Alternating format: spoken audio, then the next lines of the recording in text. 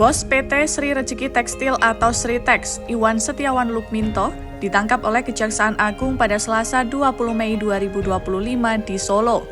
Iwan ditetapkan sebagai tersangka bersama dengan dua orang lainnya.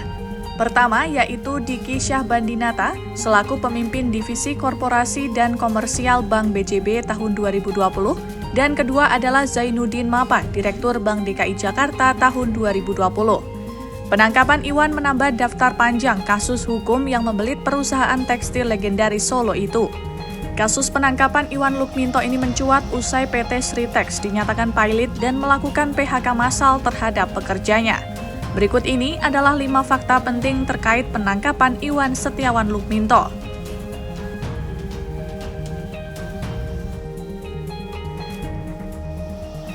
Iwan Setiawan Lukminto ditangkap pada Selasa 20 Mei malam di Solo, Jawa Tengah.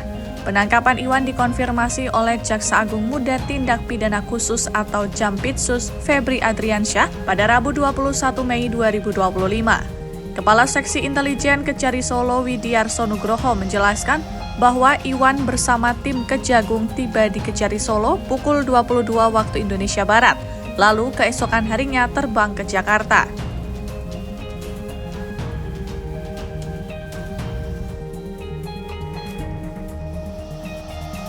Penangkapan Iwan ini terkait penyidikan kasus dugaan korupsi dalam pemberian fasilitas kredit dari sejumlah bank plat merah kepada Sritex senilai 692 miliar rupiah. Dengan rincian Bank BJB memberikan kredit senilai 543 miliar rupiah dan Bank DKI Jakarta senilai 149 miliar rupiah. Angka pinjaman yang mencapai 692 miliar rupiah ini ditetapkan sebagai kerugian negara karena macet pembayarannya.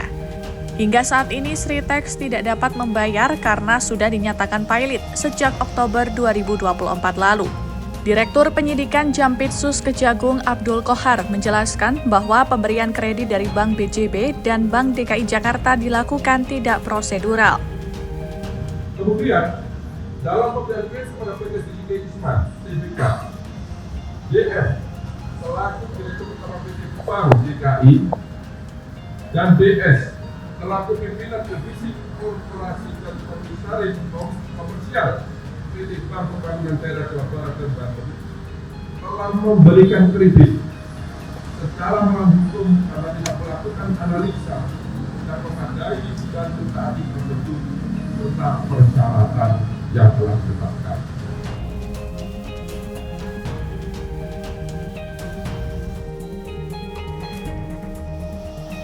Iwan juga diduga menyalahgunakan dana kredit yang diberikan Bank BJB dan Bank DKI Jakarta untuk memenuhi kebutuhan lain.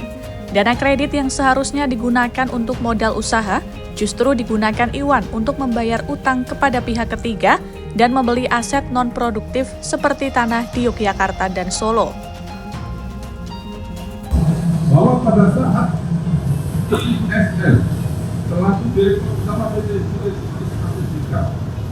mendapatkan dana dari PT Bank Pembangunan Daerah Jawa Barat, Banten, dan PT Bank DKI Jakarta, terdapat fakta hukum bahwa dana tersebut tidak digunakan sebagaimana tujuan dari pemberian kredit, yaitu untuk modal kerja, tetapi disalahgunakan untuk membayar hutang dan membeli aset non-produktif sehingga tidak sesuai dengan peruntukan yang seharusnya.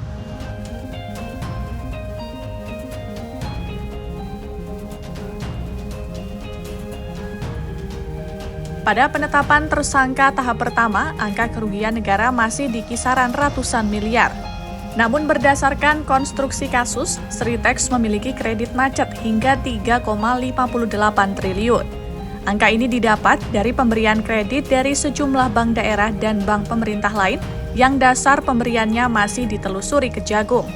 Beberapa bank yang memberikan kredit adalah Bank Pembangunan Daerah Jateng senilai 395 miliar rupiah, dan sejumlah bank himbara memberikan total kredit mencapai 2,5 triliun rupiah.